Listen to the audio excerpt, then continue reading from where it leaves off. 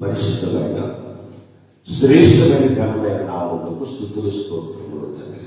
దేవా తండ్రి, ఉదయకాలం మొదలుకొని సాయంకాలం వరకు, సాయంకాలం మొదలుకొని ఉదయకాలం వరకు ప్రతిరోజు ప్రతి నిమిషము మీరు మమ్మల్ని కాపాడుతున్న విధానం బట్టి మొదలవుతుంది తండ్రి.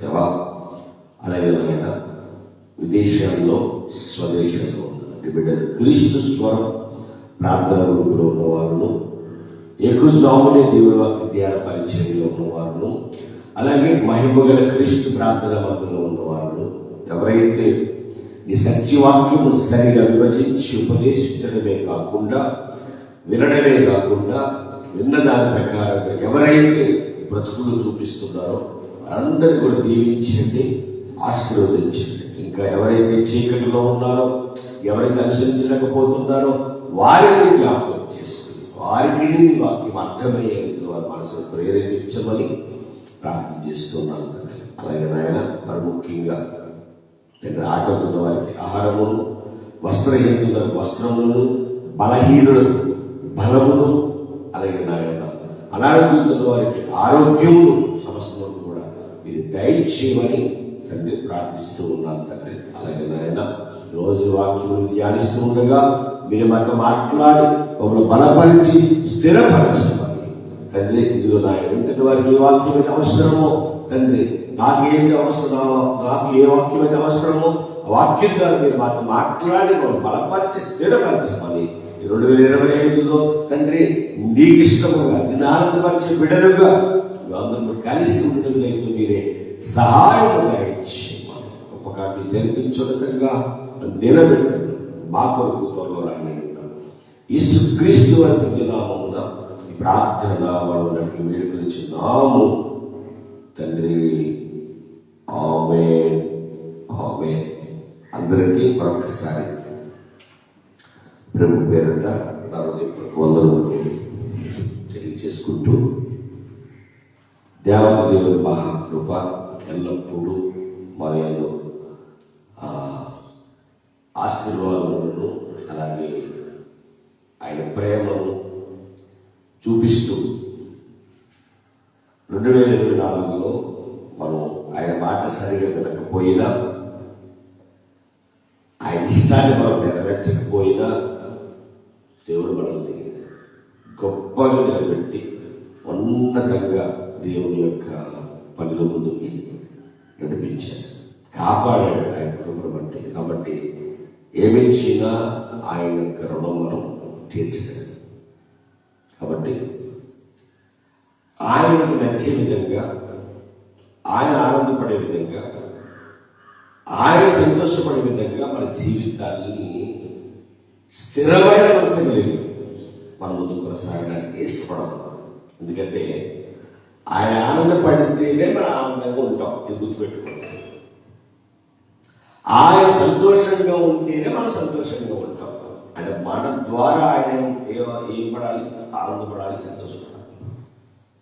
అటు కృప దేవుడు మీ అందరి కుటుంబానికి దయచేయనుగాక.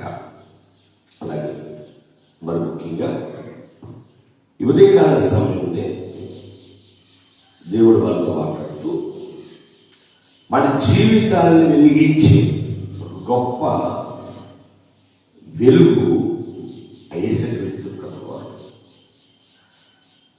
మనం అపరాధముల చేతను, పాపముల చేతను చచ్చిన వారుగా ఉంటాము. అయితే బ్రతికించడానికి ఆయన వచ్చాడంటే విశ్వమంతా కూడా మనం విన్నాం. అయితే వచ్చిన తర్వాత మనం ఎలా ముందుకు కొనసాగాలి? ఆయన వచ్చారు, మనకు ప్రాణం పెట్టారు, ఆ కలవరి గిరిలో ఎన్నో శ్రమలు అనుభవించారు, మన గురించి ఉపయోగించుకున్నారు, మన గురించి కాళ్ళ మేకులు, తల కిరీటం, చేతుల మేకులు, పక్కన బల్లెలతో పొడిపించు, మన గురించి కేవలం. అలాగే ఆయన చంపేశారు, అలాగే సమాధి చేశారు, ఆయన తిరిగి లేచారు. మళ్ళీ శిష్యులతో 4 రోజులు తర్వాత పరలోకానికి ఆరోహణం అయిపోయారు. అయితే ఆయన వెళ్ళిన తర్వాత మనకి ఆదరణకర్తను పంపించారు. ఆయనే పరిశుద్ధాత్ముడు. ఆయన ఇప్పుడు మనలో ఎల్లప్పుడూ ఉండటకు వచ్చాడు.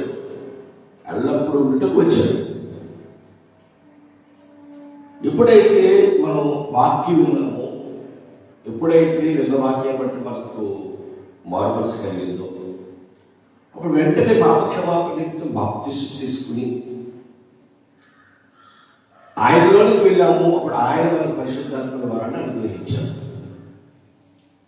ఇప్పుడు పరిశుద్ధాత్ముడు మనలో ఉన్నాడు. ఇప్పుడు మన జీవితాలు ఎలా ఉండాలి అంటే వెలిగింపబడ్డాయి కనుక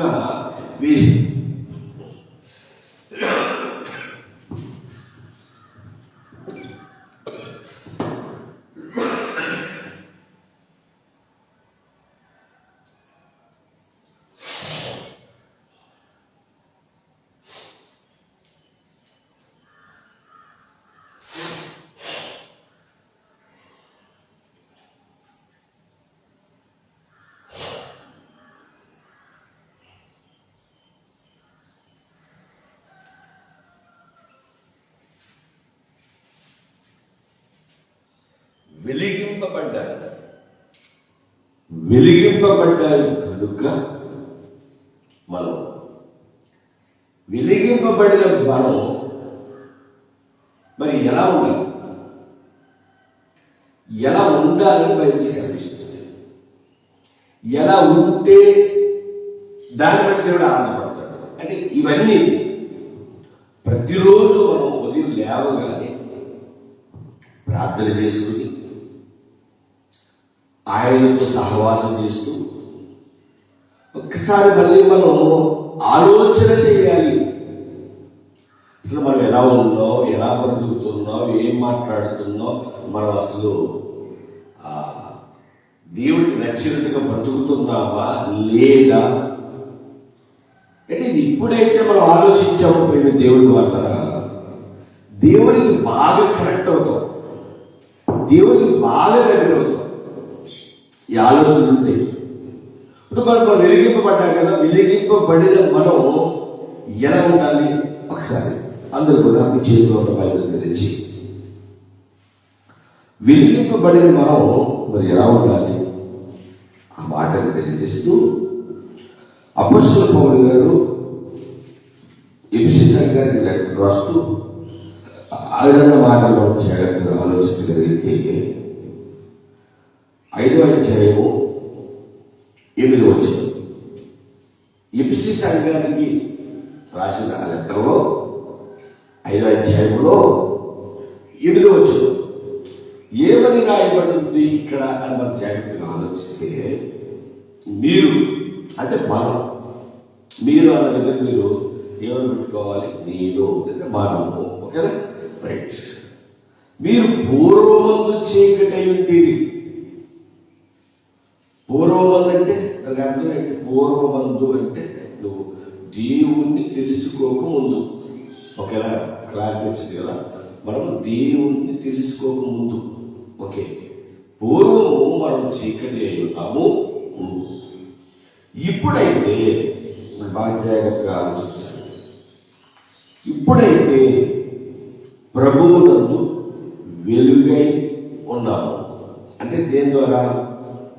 బాప్తిసం ద్వారా. ఓకేనా? వెలుగై ఉన్నాము. ఇప్పుడు చూడండి, వెలుగు ఫలము అంటే మనం వెలుగై ఉన్నాం కదా. వెలుగై ఉన్న మనము ఏ ఫలాలు ఇవ్వాలి? మామిడి చెట్టు మామిడికాయ, మామిడి ఫలాలు ఇస్తుంది. యాపిల్ చెట్టు యాపిల్ ఫలాలు ఇస్తుంది. దానిమ్మ చెట్టు దానిమ్మకాయలు ఇస్తుంది. ఓకేనా? మరి వెలుగైలో మరి ఏమివ్వాలి? నువ్వు వెలిగింపబడ్డావు. వెలిగింపబడిన నువ్వు ఏమి ఇవ్వాలి నా సహోదరుడు సహోదరి? ఆలోచించారు ఎప్పుడైనా? మన బాప్తిసం ద్వారా పరిశుద్ధులమయ్యాం. పరిశుద్ధులు ఎలా కనిపించాలి? వాళ్ళ మాట ఎలా ఉండాలి, వాళ్ళ తీరు ఎలా ఉండాలి, వాళ్ళ ఆలోచన ఎలా ఉండాలి? అలాగే వెలిగింపబడిన నీవు వెలుగు ఫలం ఏమనగా జాగ్రత్తగా నిలబడుతుందంటే ఆదివారం బైబిల్ పండుగకు వచ్చాము, శుక్రవారం వచ్చాము, పొద్దుట వస్తాము, వెళ్ళిపోతున్నాము, ఇవేమి కాదు. అది ఉండాలి. ఇదంటే సరిపోదు, ఆ వెలుగు ఫలం వల్ల ఉండాలి. దానిపై దేవుడు అన్నారు. ఎందుకంటే మన జీవితం ఎంత గొప్పగా ముందుకెళ్తుందంటే ప్రతిరోజు కూడా మనం దేవునితో సహవాసం చేయగలుగుతున్నామంటే, భోజనం 3 పూట్ల తినగలుగుతున్నామంటే, చక్కని బట్టలు వేసుకోగలుగుతున్నామంటే, రోడ్డు మీద ప్రయాణమై మనం ఎలా అనుకుని చూడడం వెళ్తున్నామంటే ఇదంతా ఆయన సమయం కదండి. మనం నడిపించే దేవుడే కదండి. ఆలోచించాలి ఒకసారి. మరి ఆయనకి నచ్చినట్టుగా మనం ఉండాలి. ఆయనకి నచ్చినట్టుగా ఉండాలంటే నువ్వు పూర్వము చీకటై ఉన్నావు, ఇప్పుడైతే వెలుగై ఉన్నావు, ప్రభువునందు వెలుగై ఉన్నావు. ఆయన అంటున్నాడు, వెలుగు ఫలము సమస్త విధములైన మంచితనము, నీతి, సత్యమును వాటిలో కనబడుచున్నది. మీలో కూడా కనిపించాలి. ఏంటి? మంచితనం, నీతి, సత్యం. వెలుగు ఉన్న వాటి నుంచి వచ్చే ఫలాలు. అంటే మనం మంచిగా ఉండాలి, నీతిగా ఉండాలి, సత్యమే చెప్పాలి. 2024లో వాటికి కోల్పోయేమో, వాటికి దూరం పెట్టేమో. ఈ 2025లో వాటికి బాగా దగ్గరగా ఉండాలి, వాటిని బాగా మనం చూపించాలి. 1 మంచితనం, 2 నీతి, 3 ఏంటది? సత్యం. కనుక ఇవి మీలో కనిపించాలంటే ప్రభువుకి ఏది ప్రీతికరమైనదో, అంటే ఏది ఇష్టమో దాన్ని పరీక్షించుచు వెలుగు సంబంధుల వలె నడుచుకోండి. అంటే ఇవన్నీ మన బతుకులో చూపిస్తూ ఏం చేయాలి? వెలుగు సంబంధుల వలె నడుచుకోవాలి. ఎవరి తర్వాత 10వ రోజు నిష్ఫలమైన అంధకార క్రియలలో పాలువారే విడక వాటిని ఖండించుడి. అది అనగా అట్టి క్రియలు చేయవారు రహస్యము జరిగించు పనులను గురించి మాట్లాడుటైనను అవమానకరమైన సమస్తమును ఖండింపబడి వెలుగు చేత ప్రత్యక్షపరచబడును. ప్రత్యక్షపరచున్నది ఏదో అది వెలిగే కదా. అందుచేత నిద్రించుచున్న నీవు మేల్కొని మృతులలో మేము క్రీస్తు నీ మీద ప్రకాశించునని ఆయన చెప్పుచున్నాడు. కాబట్టి దేవుడు అన్నాడు, వెలుగైలో నువ్వు మృతుడు కాదు, ఆయన వెలుగు నీ మీద ప్రకాశించున్నది కనుక నువ్వు ఇలాంటి వాళ్ళతో, అంటే పోగిలి మాట్లాడే వాళ్ళతో, బూతులు మాట్లాడే వాళ్ళతో, నువ్వు వేరే చేసే వాళ్ళతో నువ్వు ఏం చేయకూడదు, సాంగత్యం చేయకూడదు. నువ్వు వెలిగింపబడ్డావు, పూర్వం చీకటై ఉన్నావు, అప్పుడు అవన్నీ చేసావు, ఇప్పుడు ప్రభువునందు వెలిగించబడ్డావు. కాబట్టి నీలో మంచితనం ఉండాలి, నీతి ఉండాలి, సత్యం ఉండాలి. ఇవి నీలో ఉండాలి. నువ్వు దేవుని యందు గొప్పగా గుర్తింపు పొందాలి. నువ్వు దేవుని కలిగి జీవిస్తున్నావు కనుక గొప్పగా కార్యములు జరగాలి. నీలో మంచితనం ఉండాలి, నీతి ఉండాలి, న్యాయం ఉండాలి, యథార్థత ఉండాలి. ఇవన్నీ ఉండి నీ మీద దేవుని యొక్క వెలుగు ప్రకాశించుచున్నది. కాబట్టి 2025లో ఇంకా అనేకమైన ఆశీర్వాదాలు దేవుడు మనందరి కుటుంబాలకి దయచేయుగాక. మరి ముఖ్యంగా విదేశాల్లో ఉన్న వాళ్ళతో కూడా దేవుడు మాట్లాడుతున్నాడు. మీరు ఎక్కడ ఉన్నప్పటికీ కూడా మీరు యథార్థంగా ఉండండి, నీతిగా ఉండండి, న్యాయంగా ఉండండి.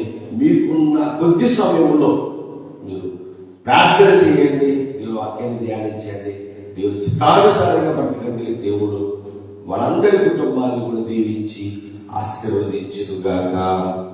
ఆమేన్. ఈ పరిశుద్ధమైన శ్రేష్టమైన ఘనమైన నామములకు స్తుతులు స్తోత్రములు తండ్రి. దేవాలయ నాయన, మేము వెలుగై ఉన్నాము, పూర్వము చీకటై ఉన్నాము. బాప్తిస్మం ద్వారా ప్రభునందు మనం వెలిగించున్నారు కనుక, మేము వెలుగై ఉన్నాం కనుక మాలోంచి తండ్రి మంచితనము, నీతి, సత్యము అనేకులకు కనిపించాలి. వాక్యం సెలవిస్తుంది. మీరు మూర్ఖమైన తరం వారికి వేరే నుండి తండ్రి నామాన్ని గణపరిచేవారిగా, నామం బయలుపరిచేవారిగా ఉండగలిగే జ్ఞానమును, శక్తిని మా అందరికీ కూడా ప్రసాదించున్నాం. మరి ముఖ్యంగా అనారోగ్యంతో బాధపడుతున్న బిడ్డలందరినీ జ్ఞాపకం చేసుకోండి. అందరికి ఆరోగ్యం ఇవ్వండి, బాధలు ఇవ్వండి, శక్తినిచ్చి వెలుగుతూ నడిపించమని మా ప్రభుత్వంలో రానియున్న యేసుక్రీస్తు వరకు ఈ నామమున ఈ ప్రార్థన బలనడిగి వేడుకొనిచున్నాము తండ్రి. ఆమేన్, ఆమేన్. తండ్రి బ్రాహ్మీ కుమారుడైన యేసుక్రీస్తు వారి కృపయు పరిశుద్ధాత్ముడైన సావాసము ఇప్పుడు ఎల్లప్పుడూ ఇక్కడ వారికి యొక్క ఆన్లైన్లో, ఫేస్బుక్లో, యూట్యూబ్లో వాక్యం వింటున్న వారికి అందరికీ సదాకాలము తోడే నడిపించుగాక. ఆమేన్, ఆమేన్. అందరికీ వందనాలు. రేపు ఉదయకాల సమయంలో ఇలా కలుసుకుందాము. God bless you all.